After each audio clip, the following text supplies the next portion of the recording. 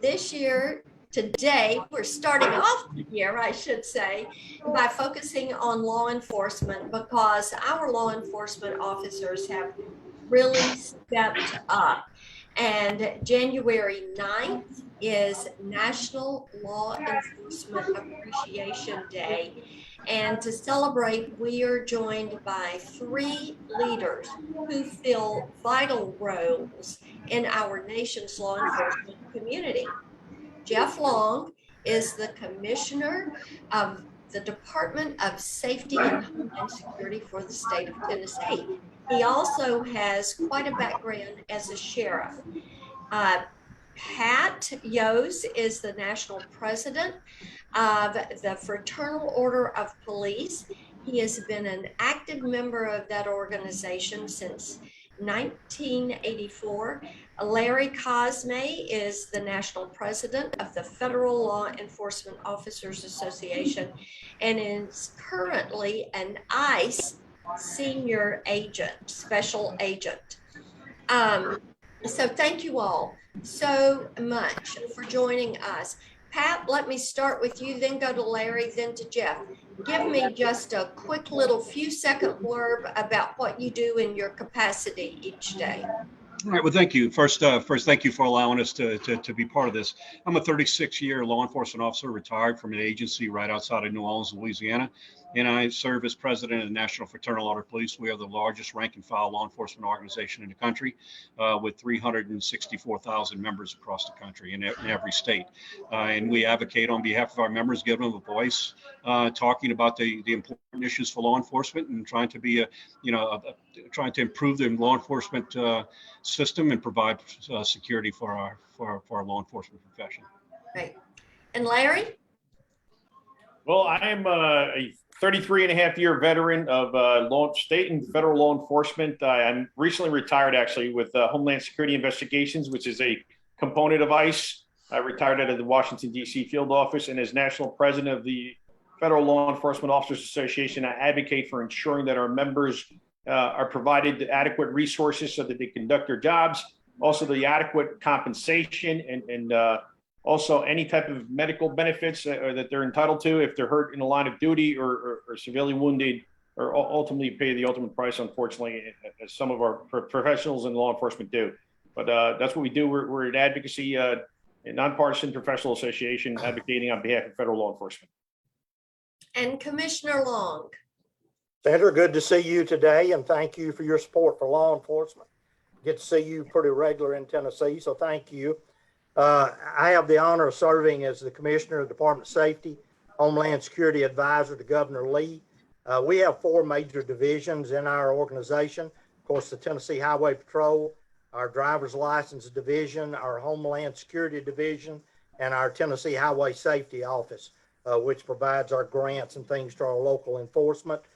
This is the start of my 48th year in law enforcement, and glad to get to participate today, and thank you for asking me to participate. Oh, I'm delighted that you were with us. And Commissioner, let me just start with you. I know Tennessee has had quite a year, when you look at tornadoes and floods and really a lot of movement in the state also with people relocating to the state. Talk a little bit about what your law enforcement officers have faced this year on several different fronts. Thank you. They are so proud of all of our local, state, and federal partners, because this is a partnership and we've all been in it together for the last year. We started with tornadoes when I was first sworn in as commissioner. Then we moved to protest, I think 67 days straight here at the plaza and at the Capitol, involving everyone. And then we went to COVID during that time and dealt with COVID during that. We've had another round of tornadoes, as you know, in the last period of time affecting Tennessee and Kentucky. Our officers and our troopers in particular have responded upon a moment's notice to help assist. We are a responding agency. We're some of the first that are on the scene of any kind of major disaster, and trying to make sure, first of all, their mental well-being and their physical well-being is taken care of. They are totally exhausted from what they have had to face, but So proud of them for the way they've responded, and we're going to meet the need. We're going to meet the need, whatever it is in our state, and respond to whatever develops that we need to. Well, and we appreciate that leadership that you have brought. Indeed been a challenging year. And Pat, I want to come to you. Challenges that law enforcement faces and that your members face. What do they talk about as challenges? And then what do they say, here is a way we can solve some of this issue?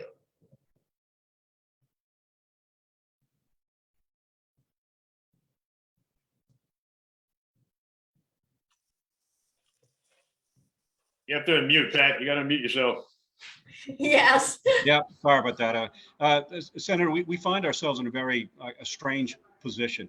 We have 800,000 men and women every single day pin on a badge and a uniform and go into their communities and make a difference in their communities. And it seems like overnight we would demonize. And there's a trend across this country that is just, trying to dehumanize law enforcement. And the reality is we are our communities. That's what we are. We're very much invested in the success of our communities. At the same time, we also recognize that the powers that law enforcement officers possess is directly related to the trust in our communities. And there are many that would like to destroy that trust. And our job is to try and have that meaningful discussion. I'm convinced there's not a problem in this country we can't fix if we commit ourselves to doing so and have open and respectful conversation, fact-based discussion to do so. So what our members are experiencing across this country, in cities across this country, is a movement of people who want to dehumanize and de-police America, and at the same time empowering criminals. And we see the results of that. They're making our communities and our jobs less safe. So our focus is to bring attention to that, bring attention to the fact that law enforcement officers are doing their job, despite all of the attacks of law enforcement, despite the fact that we're having our deadliest year this year of law enforcement officers shot in the line of duty. Ambush attacks are up 110% from last year. All of this, yet we're still on a job. We're making a difference in our communities and trying to bring light to the fact that we're finding ways to improve the criminal justice system. None of us said that we wouldn't, but at the same time, it has to be fact-based, and it has to be something that truly is rooted in some movement that is going to improve our communities across this country and make them safer. Larry, let me ask you this. They've each talked about the impact, and I want you to expand on that. The impact to the individual behind that badge, the impact to that family. When you see the kind of disrespect that has been hurled at law enforcement, and as Pat said, kind of demonizing law enforcement. So expand on what that impact is to the individual and the family. It has a great impact, and Pat was right spot on. We have individuals in this country that are villainizing our profession, and what happens is these individuals are saying that everyone is bad, but that's not true. The fact of the matter is that Americans love law enforcement. They love state, federal, and local law enforcement. And what happens on the federal front, when our members are sent on a temporary assignment to assist hand in hand these cities that are seeing a spike in violent crime, it becomes demoralizing for our members when they're out there fighting crime day in and day out, and they have to go home to their families. And it's just inexplainable how these individuals are demonizing them and vilifying them like they're bad folks. Listen, every profession has a bad apple. They get weeded out eventually in the justice system. But let me say one thing. The men and women that we represent, both Pat and myself, are good, hardworking, wholesome folks that care about the communities that they serve, the communities that they live in, the communities that their children go to school in, their grandchildren, so on and so forth. And it's disheartening to see this, but I believe it's turning around now, and the country is starting to see that there is a good out there in law enforcement profession. Yes, I think that is something that is so important. Let me ask you something else, Larry. How has the vaccine mandate impacted your members? It's actually deeply undermined the morale of law enforcement, because what happens is between I'm a firm believer, and our association has been advocating for the vaccine early on and first and foremost, but we're not advocating for any type of mandates because it's our position that it's an individual's choice between his or her doctors to, when they're seeking medical advice, if they have an underlying, situation, we can't determine that. It's best that they do that in their privacy of their consultation with their medical professional, deciding whether or not they should seek a vaccine that it's still technically, experimental for all intents and purposes, and it's not fully approved. But that's the way we advocate for it. But it is demoralizing. The men and women believe that they should have been afforded an opportunity where they could be provided reasonable accommodations, whether it's religious, whether it's medical, in no sense. And that's where we stand. Yeah, Commissioner, have you seen an impact with the law enforcement officers in Tennessee? Yes, ma'am. In particular, since the federal mandate, we have to worry about our troopers that we have assigned to the federal task force because they probably come under that mandate. So it sort of has caused us problems because you got some troopers who are under the mandate. The rest of the state is not under the mandate. And I have to give our governor credit also. Our governor has used the mandate somewhat to our benefit. I'm sure you've seen his video where he did a video personally recruiting law enforcement from across the nation to come to Tennessee. And based off of that, it's helped us. We've got 15 state police and other local agencies who have applied to come to work with us and are about ready to start a class the end of this month. Lateral transfers due to not having a mandate here in Tennessee. So it's caused us problems with the federal part of it, but it's also been a benefit to us with our governor standing up with no mandate in Tennessee to help us in the recruiting effort also. That is good to know. Let me ask you this, Jeff, if people want to reach out and support law enforcement, what can they do? This is something that is, we're talking to people many times, they'll say, we just want to let them know we care. So how is a way that they can do that? I think we all agree the simple way to do it is just a simple thank you. And then in particular, tell the family member, if you see a family member, tell them thank you. I think Larry made an excellent point a minute ago. Our officers are under pressure already on the job.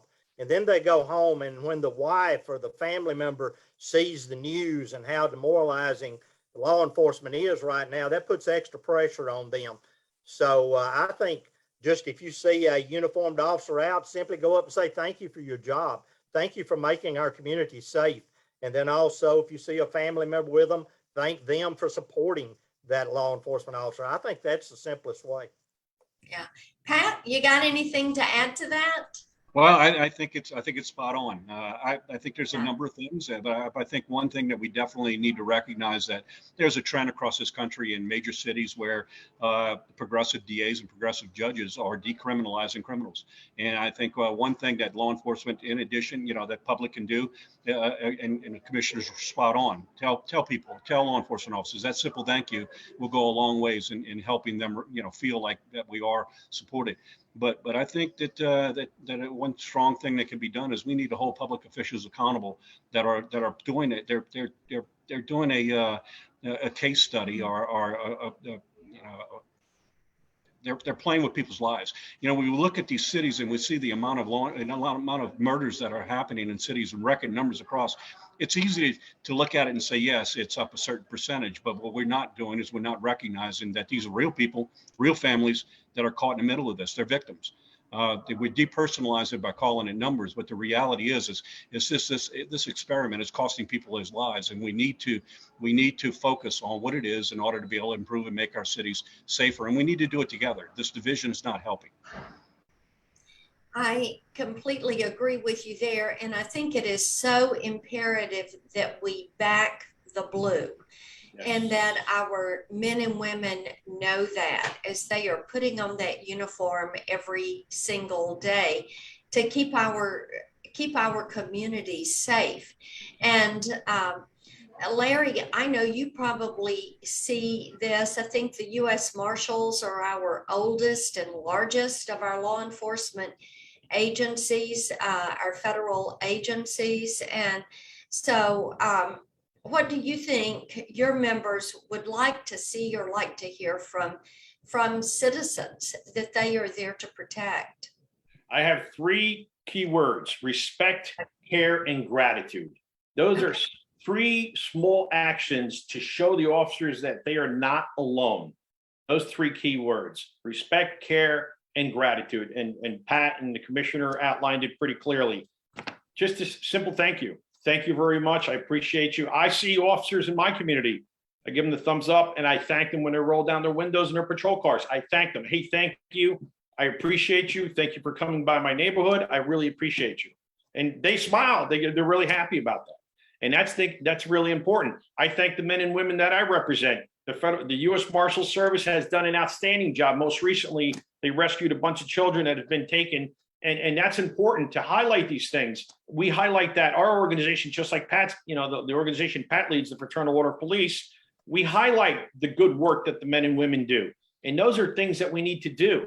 And also we advocate for legislation that's, helping the law enforcement community and bettering their lives and bettering their families and helping their children. Because these are men and women just like their grandparents, grandfathers, aunts, and uncles that have families that live in our communities. And that's what I tell folks when I go out there. And believe me, I've always received a positive response. You may get one or two individual that may say no, but the majority of the time, 99.9%, the American public loves law enforcement. Well, thank you all for being with me. January 9th is National Law Enforcement Appreciation Day. So this week, as you are passing individuals that are in uniform, stop and say thank you. Give them the thumbs up, as Larry said. Let them know that you care very much, that they are there and that they are doing their job to keep all of us safe. And to each of you, thank you for the job that you are doing. We are grateful. Thank you, Senator. Thank you, Senator.